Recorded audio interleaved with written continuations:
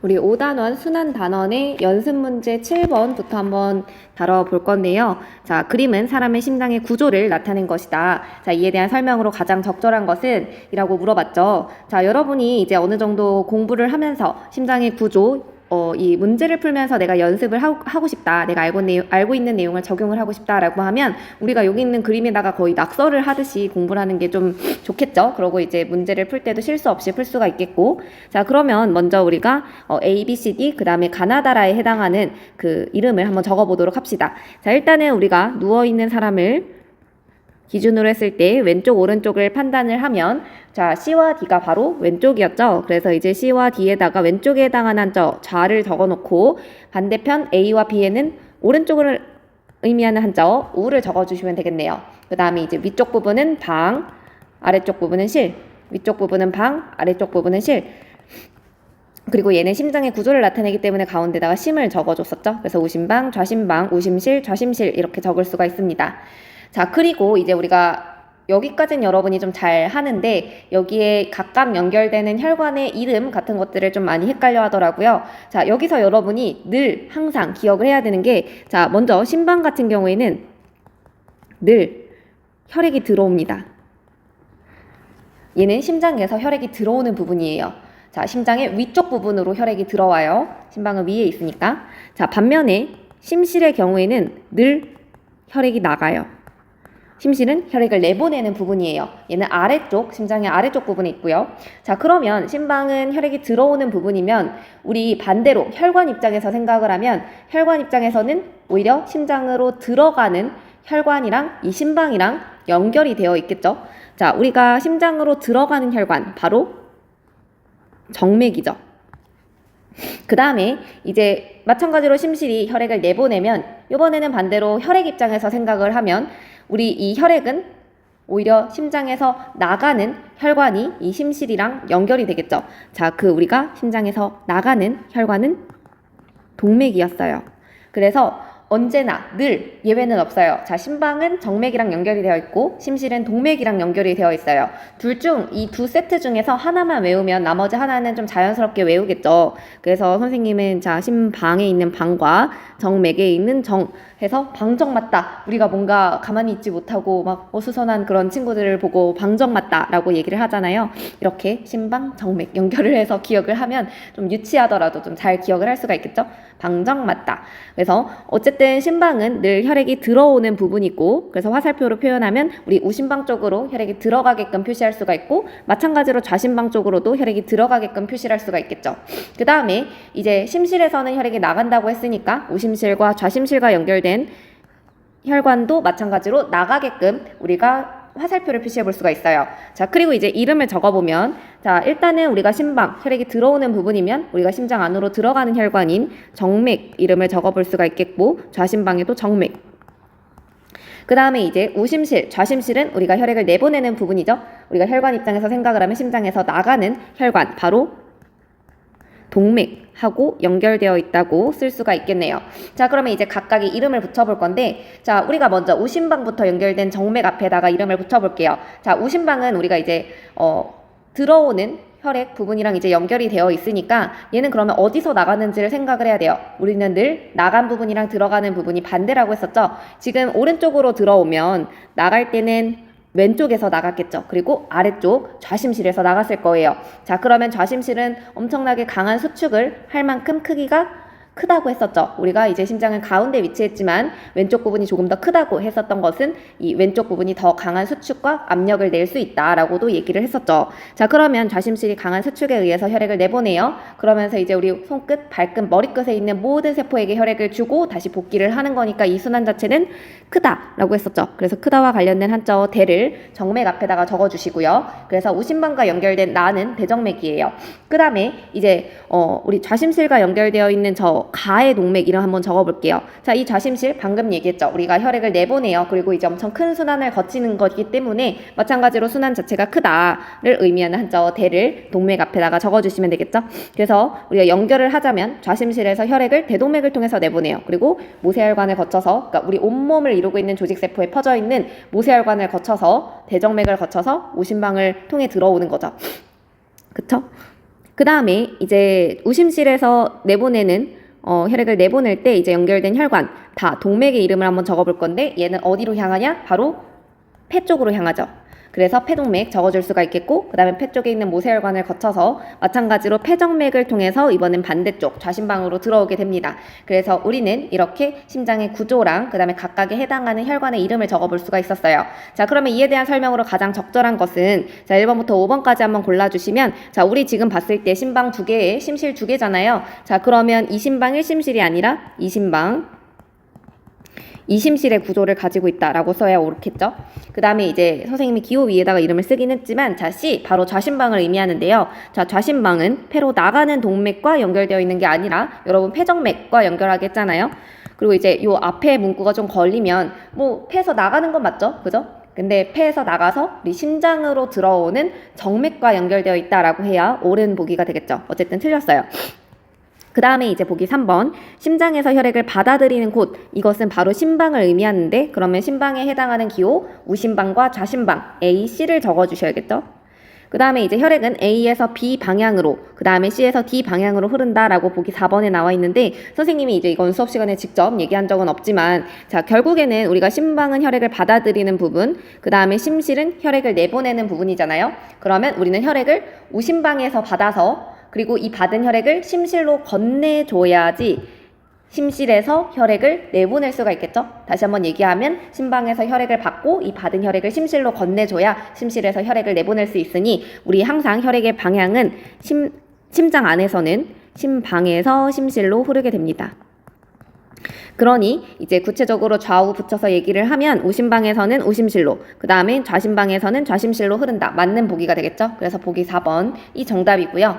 그 다음에 이제 5번 심장에서 나가는 혈액이 흐르는 혈관은 자, 즉 동맥은 나와 라이다. 자, 우리 동맥 찾아보면 가와 다죠. 그죠? 그래서 나와 라가 아니라 가와 다이다 라고 고쳐야 옳은 보기가 되겠네요.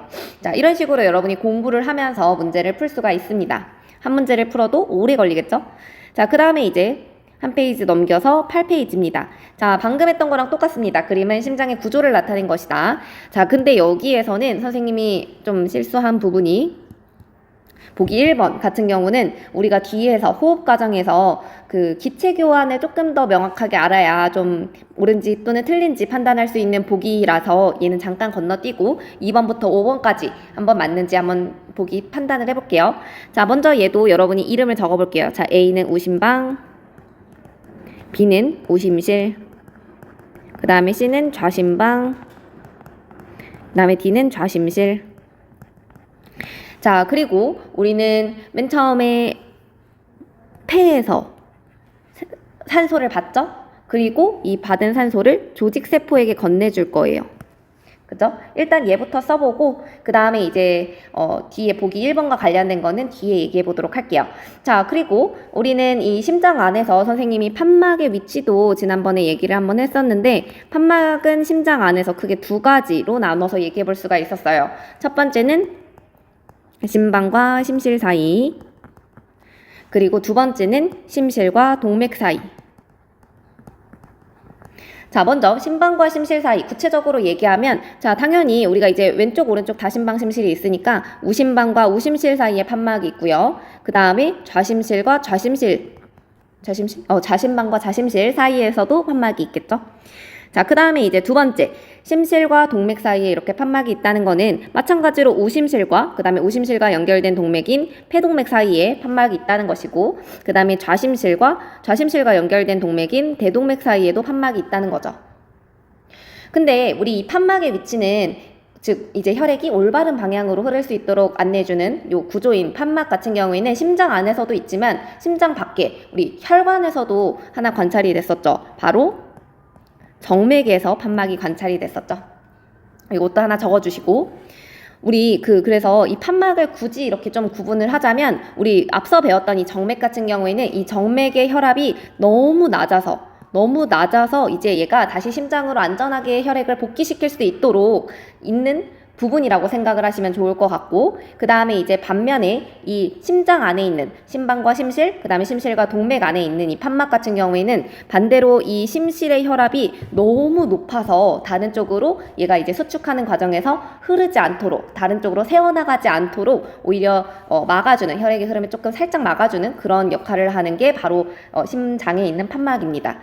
다시 정리하자면 정맥은 혈압이 너무 낮아서 이제 약간 잘 갈 수 있도록 도와주는 거라면 심장 안에 있는 판막은 혈압이 너무 높아서 다른 쪽으로 새어나가지 않도록 있는 그런 구조라는 거죠. 그래서 판막의 기능 한번 써봤고요. 그리고 이제 2번부터 5번까지 한번 먼저 판단을 해볼게요. 자, 일단은 A와 C는 심장에서 혈액을 내보내는 부분이 아니라 우리 혈액을 받아들이는 부분이죠. 심장으로 혈액이 들어오는 부분이다 라고 써야 맞는 보기가 되겠고, 그 다음에 이제 판막은 자, A와 B 사이 우심방과 우심실 사이 맞고, 그 다음에 이제 B와 D 사이, 우심실과 좌심실, 자, 요 사이는 그냥 근육으로 막혀 있어요. 자, 그래서 얘는 틀렸어요. 그 다음에 앞에는 맞는데 뒤에 때문에 틀린 거죠. 그 다음에 이제 온몸을 돌고 온 혈액, 즉 온몸 순환을 마치고 이제 다시 심장으로 복귀하는 요 혈액은 어느 혈관으로 들어오냐면 바로 대정맥을 통해서 들어오고, 대정맥과 연결된 심장의 구조는 우심방이죠. 그래서 A가 맞는 보기고, 그 다음에 이제 심장에서 혈액은 그쵸, 우리가 심방에서 심실로 흐른다고 했죠. A에서 B, 그 다음에 C에서 D. 그래서 우심방에서 우심실, 좌심방에서 좌심실로 흐릅니다. 2번에서 5번까지 다 틀렸어요. 자, 그러면 1번이 맞는 보기가 될 텐데 1번 진짜 맞는지 한번 볼게요. 자, 우리가 선생님이 아까 잠깐 이렇게 폐 조직세포만 쓰고 끝나기는 했는데 다시 한번 이 혈액의 흐름을 좀 복습을 하자면, 우리가 폐에서 산소를 받아들이죠. 그죠? 외부에서 이제 산소를 받아들여서 폐포에 안착을 해요. 그리고 나서 이제 이 폐포를 둘러싸고 있는 모세혈관으로 이 확산에 의해서 산소가 이동을 하게 되겠죠. 그러면 선생님이 지난번과 마찬가지로 산소가 많이 포함되어 있는 혈액을 빨간색으로 표시를 해볼게요. 자, 그러면 일단은 우리가 폐를 지나면 지금 산소의 농도가 굉장히 높아질 거예요.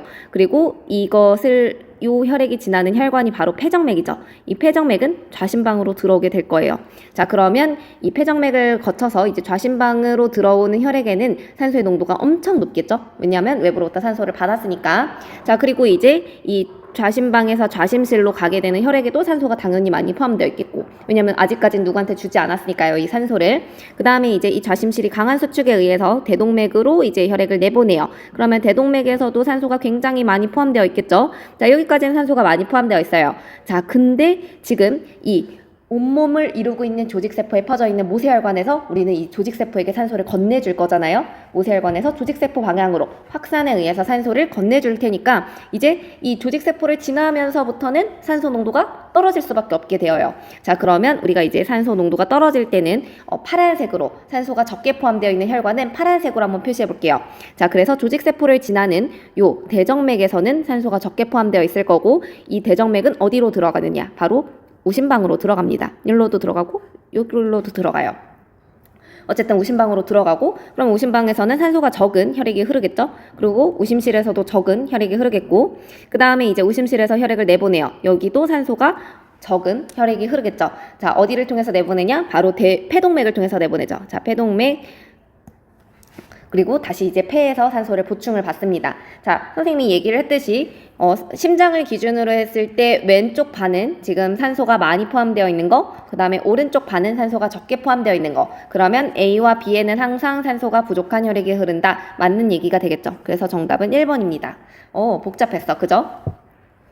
자, 그 다음에 이제 9번은 좀 빠르게 지나갈 건데요. 자, 9번은 우리가 앞서 설명했던 내용들이 좀 많이 있기 때문에 빠르게 지나갈게요. 자, 그래서 얘는 정답은 1번인데요. 자, 폐순환한 혈액은 A로 들어오는 게 아니라 우리 폐순환을 거치고 이제 복귀하는 이 폐정맥은 좌심방, 바로 C와 연결이 되어 있죠. 그래서 A가 아니라 C. 마찬가지로 나머지 것도 기호에 해당하는 심장의 구조 써보면 D는 좌심실, 그 다음에 반대편 A는 우심방, 그 다음에 B는 우심실, 그 다음에 혈관은 가만 나와 있는데 가는 우리 좌심실과 연결되어 있는 대동맥이죠. 자, 그리고 이제 나머지 보기는 위에서 했는데, 자, 판막의 위치 심방과 심실 사이, A와 B 사이, 그 다음에 좌심방과 좌심실, C와 D 사이에 있다. 맞는 얘기고, 그 다음에 C, 좌심방은 혈액이 들어오는 부분 좌심방 맞고, 그 다음에 안쪽 벽의 두께는 B와 D가, 그러니까 우심실과 좌심실이 위에 있는 심방, 우심실과 우심방과 좌심방보다는 두껍다. 맞는 얘기죠. 그렇기 때문에 심실이 강한 수축에 의해서 혈액을 내보낼 수 있다고 했었어요. 자, 그리고 D, 좌심실과 대동맥에는 산소 함량이 많은 혈액이 흐른다. 맞죠? 우리가 외부에서 폐에서 이제 산소를 받아들인 다음에 이제 좌심실을 거쳐서 이제 온몸을 통해서 산소를 건네줘야 되기 때문에 우리 D와 가에는 산소 함량이 많은 혈액이 흐릅니다. 자, 그래서 방금 얘기했던 것들, 이런 물질 교환 위주로 문제 10번 한번 풀어볼 건데요. 10번 같은 경우에는 자, 모세혈관에서 조직세포로 전달된다라는 것은 조직세포가 필요로 하는 물질을 전달을 하겠죠. 즉, 세포호흡에 필요한 물질을 전달을 해줄 거예요. 자, 세포호흡, 즉 에너지를 얻는 과정에 필요한 물질을 전달을 하겠죠. 자, 그러면 우리가 세포호흡에 필요한 준비물 떠올려보면 영양소랑 산소가 되겠네요. 자, 그러면 간은 이렇게 세포호흡에 필요한 준비물 영양소랑 산소가 되겠고, 반대로 이제 조직세포에서 모세혈관으로 전달한다는 거는 조직세포가 나에 더 이상 필요하지 않아, 세포 더 이상 필요 없어 라고 하는 물질이 되겠죠. 즉 세포호흡 결과 발생하게 되는 에너지를 제외한 나머지 노폐물들, 이런 것들을 전달을 하겠죠. 노폐물 아니면 이산화탄소 같은 거, 그런 것들 조직세포 더 이상 필요하지 않잖아요. 이걸로 뭐해? 그래서 이제 모세혈관으로 버립니다. 그래서 정답은 4번 체크해 줄 수가 있고요. 그래서 9번과 10번은 장년 기출이었어요. 자, 그 다음에 이제 11번과 12번인데요. 11번, 12번은 우리 혈액순환 경로에 대해서 유형이 두 가지예요. 11번 같은 경우에는 우리가 그림을 보고 이 그림에 맞는 이제 기호를 이용해서 순서대로 나열하는 문제라면 12번 같은 경우에는 그림은 없어요. 대신 여러분이 알고 있는 개념들을 가지고 이제 순서대로 나열을 하는 거죠. 둘 중에 한 유형 여러분이 시험 대비해서 잘 공부해 놓으셔야 돼요. 자, 먼저 11번. 자, 그림은 사람의 혈액순환 경로를 나타낸 것이다. 자, 여기에서 자, 온몸을 순환하면서 세포에 산소와 영양소를 공급한대요. 즉, 온몸 순환 경로를 쓴다는 거죠. 근데 12번도 똑같아요. 온몸 순환 경로. 같은 문제였어요. 그쵸? 자, 11번. 그래서 먼저 11번부터 해보면, 자, 온몸을 순환해서 이제 이 온몸 순환하는 그런 경로. 제일 먼저 우리가 좌심실에서 강한 수축에 의해서 혈액을 내보내고, 그 다음에 이거는 대동맥, 라를 거쳐서 온몸에 있는 모세혈관을 거쳐서 다를 거쳐서 A로 들어오죠. 자, 지금 선생님이 지나가는 요 선 순서대로 나열한 보기를 골라주시면 5번이 되겠죠? 그죠? 그 다음에 지금 얘기한 요 기호를 단어로 표현을 하면, 자, 좌심실에서 혈액을 내보냈어요. 그 다음에 대동맥을 거쳐서 5번 탈락. 그 다음에 온몸을 거쳐서, 그 다음에 대정맥을 거쳐서 좌심실에서 나갔으니까 반대편 우심방으로 들어가는 4번이 맞겠네요. 3번은 탈락. 자, 이렇게 여러분이 체크해 주시면 되겠습니다.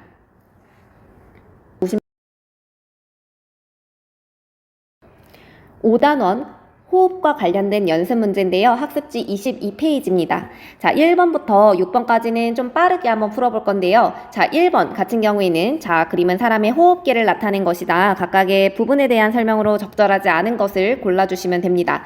근데 이거는 여러분 2번 문제랑도 약간 연결이 되는데요. 마찬가지로 호흡기에 대한 문제를 2번에서도 물어보고 있죠. 그래서 여러분이 여기에서는 우리의 호흡기관의 특징들에 대해서 잘 기억을 해야 되는데요. 자, 먼저 1번부터 한번 풀어보면, 자, 1번은 여러분이 각각의 기관의 이름을 먼저 적어야 돼요. 자, A는 코, 그 다음에 B는 기관, 그 다음에 C는 기관지인 줄 알았는데 폐였어요. 그 다음에 D는 가로막 또는 횡격막에 해당이 되죠. 자, 그러면 이제 나머지 한번 해볼게요. 보기. 자, 1번. 코는 공기가 드나드는 출입구다. 맞아요. 그 다음에 B. 기관은 끝이 잘게 나누어져 폐포와 연결된다. 맞죠? 자, 기관은 나중에 기관지로 나뉘어지니까. 그 다음에 이제 폐는 근육이 발달되어 스스로 운동한다? 아니죠. 자, 우리가 폐는 근육이 없다고 했었어요. 그쵸?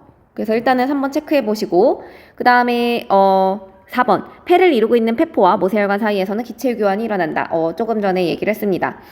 조금 전? 우리 수업 때 얘기를 했습니다. 그 다음에 이제 5번. D. 가로막은 가슴과 배를 나누는 얇은 막으로 상하 운동을 한다. 그렇죠. 자, 그래서 선생님이 보기 3번과 관련해서 다시 한번 얘기를 하면, 여러분, 폐는 다시 얘기하면 근육이다. 동그라미일까요? X일까요? 자, 여러분의 선택은 바로 X죠. 자, 우리 폐는 근육으로 이루어져 있지 않습니다. 우리가 폐랑 많이 같이 얘기하는 기관이 바로 심장인데요. 우리 심장은 선생님이 지난번에 근육으로 구성이 되어 있다고 했었잖아요. 그러다 보니까 얘는 수축과 이완을 할 수가 있어요. 즉 스스로 운동을 할 수 있는 능력이 있어요. 그래서 이 심장 안으로 들어오는 혈액을 수축을 통해서 밖으로 내보낼 수가 있고, 그 다음에 이제 이 심장 안으로 혈액을 들여오기 위해서 스스로 이제 팽창 또는 이완을 할 수 있는, 늘어날 수 있는 능력이 있는 녀석이에요. 하지만 반면에 폐의 경우에는 마찬가지로 외부에서 공기가 들어오고 나가게 되는데, 얘는 수축과 이완을 통해서 공기를 짜내거나 아니면 들여오거나 하지는 못해요. 대신 이 폐를 둘러싸고 있는 바로 두 가지 구조물, 갈비뼈와 그 다음에 가로막에 의해서 이 폐는 움직인다는 게 보다는 공기가 들어오고 나가게 됩니다. 자, 우리가 갈비뼈랑 가로막 같은 경우에는 흉곽이라고 하는 가슴의 공간을 만들게 되고, 그 다음에 이 갈비뼈가 위아래로 움직이는 거, 그 다음에 가로막이 위아래로 움직이는 거에 따라서 이 흉곽의 부피가 달라져요. 그쵸? 흉곽의 부피가 달라져요. 자, 그러면 이 보일의 법칙에 의해서 안에 있는 그 입자의 수는 동일한데 부피가 증가했어요. 자, 그러면 압력은 감소하게 되겠죠. 반대로 흉곽의 부피가 감소하면 압력은 증가하게 되겠죠. 이렇게 부피와 압력 사이에 반비례하는 보일의 법칙이 여기에서 성립을 하게 되고, 그리고 이거에 따라서 이제 우리 부르이오톱기 확산 과정이 일어나고, 그러면서 이제 폐 안으로 공기가 드나든다라고도 했었어요. 즉 이 흉곽의 부피와 압력에 의해서 폐 안으로는 공기가 들어오고 나가고 하는 과정이 일어나는 거지, 폐가 근육을 발달을 해서 스스로 운동하는 것은 아니라고 했었습니다. 어쨌든 1번의 답은 3번. 그 다음에 2번도 마찬가지예요. 자, 2번도 선생님이 방금 얘기했던 폐는 흉곽 안에 존재하는 거 맞고, 그 다음 횡격막이 아니라 가로막, 그죠? 가슴과 배를 구분하고요. 그 다음에 보기 3번, 폐는 근육이 있어서 스스로 부피를 변화시킨다? 이거 아니라고 했었죠? 그래서 3번이 맞는 보기. 3번을 이렇게 체크했어야 되는데. 그 다음에 4번, 폐포 주머니는 얇은 세포층으로 이루어진 작은 공기 주머니다. 맞는 얘기고, 그 다음에 기관의 안쪽 벽에 점맥과 섬무가 있어서 공기 중에 먼지와 세균을 거른다라고 했었죠. 코에 뿐만 아니라 우리 기관에 이렇게 약간 뜨뜻하고, 그 다음에 약간의 털 이런 것들이 있어서 외부로부터 들어오는 세균이나 먼지 같은 것들을 잡아주는 역할을 한다, 또는 제거하는 역할을 한다라고도 했었죠. 자, 그 다음에 이제 3번, 다음은 폐에 대한 설명이다. 우리는 이 폐가 수많은 폐포로 구성이 되어 있어서 많은 이득이 있었어요. 그 중에는 일단은 이 폐포가 많은 그 공기 주머니, 즉 약간 포도송이처럼 이렇게 한 3억 개 정도가 존재를 하다 보니까 얘를 둘러싸고 있는 모세혈관과 닿는 면적이 굉장히 많아진다고 했었죠. 그래서 닿는 면적마다 기체 교환 또는 물질 교환이 일어날 수가 있어서 매우 뭔가 일을 효율적으로 수행할 수 있다라고 했습니다. 그래서 이거를 설명한 보기는 바로 5번이 됩니다. 작년 기출이었습니다. 자, 그 다음에 이제 4번. 3번이 또 있어요. 자, 왼쪽에 있고 오른쪽에 있지만 오른쪽에 있는 3번. 자, 그림은 호흡 운동의 원리를 알아보기 위한 모형이다. 자, 각각의 부분이랑 사람의 호흡 기관 적절하게 대응을 시켜야 되는데요. 자, 봤을 때 다른 건 다 틀려요. 자, 유리관은 식도가 아니라 기도 또는 기관이었고요. 유리병은 선생님이 얘기했지만 흉곽이었죠. 그 다음에 고무막, 가로막 맞고요. 그래서 정답은 3번. 그 다음에 고무풍선은 폐예요. 그 다음에 유리병 속의 공간은 방금 얘기했지만 흉곽이죠, 흉곽. 사실 2번이랑 5번이랑 같은 걸 의미하고 있었네요. 자, 그 다음에 4번. 고무막을 위로 올렸을 때 우리 몸에서 일어나는 변화. 자, 고무막을 위로 올렸다 가로막 또는 횡격막이 위로 올라간다는 얘기고, 갈비뼈는 반대로 움직이죠. 가로막이 위로 올라가면 갈비뼈는 내려간다. 그러면서 위에 있는 갈비뼈 내려가고 아래에 있는 횡격막 위로 올라가게 되면서 부피는 감소하는 거. 4번 체크해 주시면 되겠죠. 반대로 얘가 아래로 내렸을 때 우리 몸에서 일어나는 변화도 여러분이 정리할 줄 알아야 돼요. 자, 일단은 그거와 관련된 문제가 5번에 있으니까 5번을 그냥 간단하게 해볼 건데요. 이게 굳이 아니더라도 4번 문제로 정리해 볼 줄 알아야 돼요. 자, 5번. 우리 몸에서 고무막을 아래로 내렸을 때, 잡아당겼을 때와 같은 원리로 일어나는 거. 고무막, 가로막이죠? 가로막 아래로 내려간다. 그걸 설명하는 보기가 이번에 바로 있었네요. 자, 그래서 가로막 아래로 내려가고, 그 다음에 또는 갈비뼈가 위로 올라가고, 그러면서 이제 흉곽의 부피가 증가하고, 그러면서 이제 압력은 감소하게 되면서 부르이웃돕기로 외부에서 폐 쪽으로 공기가 이동한다. 그러면서 폐의 부피가 증가한다 라고 했었던 게 우리 고무막을 아래로 잡아당겼을 때 우리 몸에서 일어나는 변화였죠. 그 다음에 그래서 5번이 작년 기출. 그 다음에 이제 다음은 날숨이 일어날 때 우리 몸에서 일어나는 변화 순서대로 나열한 거. 자, 우리가 숨을 후 하고 내쉬면 자, 갈비뼈는 아래로 내려가고 그 다음에 가로막에 해당하는 횡격막을 위로 올라가요. 자, 그러면 위에 있는 갈비뼈 내려가고 아래에 있는 횡격막 올라가면서 흉곽의 부피는 감소하고 그러면서 보일의 법칙에 의해서 폐 내부의 압력은 높아져요. 그러면 안에 있는 게 더 많은 것을 가졌네요. 그러면 외부에게 나눔, 불우이웃 돕기를 하게 되면서 폐에서 공기가 이제 밖으로 나가게 되는 거죠. 나의 설명이 되어 있죠. 자, 그 다음에 한 페이지 넘겨서 23페이지입니다. 자, 23페이지 7번과 8번은 여러분이 이제 갈비뼈의 움직임을 통해서 이게 들숨인지 날숨인지 판별을 해야 돼요. 우리가 수업 시간에는 선생님이 들숨일 때 갈비뼈가 어떻게 움직이는지 이렇게 순서로 얘기를 했지만 우리 시험 때는 여러분이 갈비뼈의 움직임을 통해서 시험을 대비할 때는 갈비뼈의 움직임을 통해서 숨이 들어오는지 나가는지를 판별을 해야 돼요. 자, 먼저 7번 갈비뼈가 상대적으로 지금 A에 있다가 B 쪽으로 상대적으로 위쪽으로 올라갔어요. 자, 갈비뼈가 위로 올라간다 라는 거는 숨을 들이마신 거죠. 들숨일 때 이제 여러분이 흉곽의 압력 변화를 쓸 줄 알아야 돼요. 그리고 그거에 따른 공기 이동 방향 두 가지를 써야 되는 거네요. 자, 그러면 이거는 여러분이 굳이 막 다 외운다기보다는 순서를 생각을 하세요. 자, 들숨 갈비뼈 위로 올라가요. 가로막은 아래로 내려가요. 그러면서 이제 흉곽의 부피는 증가하죠. 자, 그러면 이 다음부터 이제 여러분 답을 쓰면 돼요. 흉곽의 부피 증가해? 그러면 보일의 법칙에 의해서 흉곽의 압력은 감소한다. 그리고 이제 그거에 따라 공기의 이동 방향을 쓰면 자, 안쪽이 지금은 가진 게 없어지니까 이제 외부에서 지원을 하게 되는 거죠. 그래서 이제 외부에서 폐로 공기가 들어온다. 그러면서 폐는 부푼다. 이렇게 생각을 하시면 되겠죠.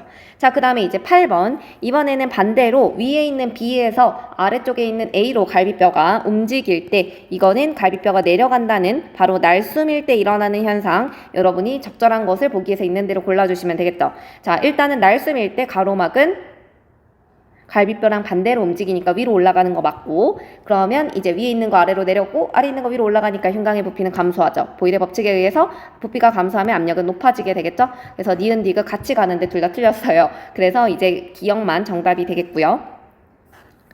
그 다음에 이제 나머지 9번, 10번, 11번, 12번 문항 같은 경우에는 우리 지금 기체 교환 과정에 대해서 얘기를 하는데 먼저 9번, 10번은 폐와 그 다음에 폐를 둘러싸고 있는 모세혈관 사이에서 일어나는 기체 교환이라면 지금 11번과 12번 같은 경우에는 조직세포랑 조직세포에 퍼져 있는 모세혈관 사이에서 일어나는 기체 교환입니다. 그래서 먼저 9번, 10번부터 얘기를 하자면 자, 9번 작년 시험 기출이었고요. 자, 그림은 폐포랑 폐의 모세혈관 사이에서 기체 교환이 일어나는 과정이래요. 여러분이 먼저 A와 B에 해당하는 혈관의 이름과 가와 나에 해당하는 기체의 이름 적어볼 줄 알아야 되는데요. 요거는 여러분이 기체, 가나를 조금 적는 게 많이 힘들어 하더라고요. 자, 이럴 때는 여러분이 이 폐포를 쭉 위로 연장을 시키면 결국에는 어떤 기관이랑 닿는 거지? 를 생각을 하면 좀 더 풀기 쉬울 거예요. 이게 무슨 말이야? 자, 한번 그려볼게요. 자, 폐포 선생님이 쭉 연장을 하면 이게 곧 기관이랑 연결이 될 거고 그 다음에 이제 기관은 우리의 코와 입이랑 연결이 되는 거죠. 자, 우리 사람 얼굴을 그려놓고 시작을 하세요. 그리고 지금 가 나의 화살표를 연장을 시켜보세요. 자, 가는 쭉 해서 우리의 코와 입을 통해서 밖으로 나가는 거, 즉 뭔가 내뱉는 기체가 되겠고 그 다음에 이제 반면에 나의 경우에는 지금 꼬리를 연장을 반면에 하면 자, 얘는 외부에서 우리 몸 안으로 들어오는 방향인 거죠. 즉 뭔가 받아들이는 그런 기체가 되겠네요. 자, 호흡의 정의를 떠올렸을 때 호흡은 어떤 기체를 받아들이고 어떤 걸 내뱉는 거죠? 자, 산소를 받아들이고 자, 그러면 나가 산소가 되겠고 받아들이는 거 반면에 내뱉는 거는 이산화탄소가 되죠. 그러면 가는 이산화탄소가 되겠네요. 이런 식으로 연장해서 한번 그려보세요. 자, 이산화탄소 내뱉는 거, 산소 들어오는 거. 자, 그리고 이제 A와 B. 그러면 산소 같은 경우에는 지금 나 방향에서 이렇게 모세혈관 쪽으로 이동을 하니까 지금 나에게서 산소를 받은 B 같은 경우에는 산소 농도가 아주 높아지겠네요.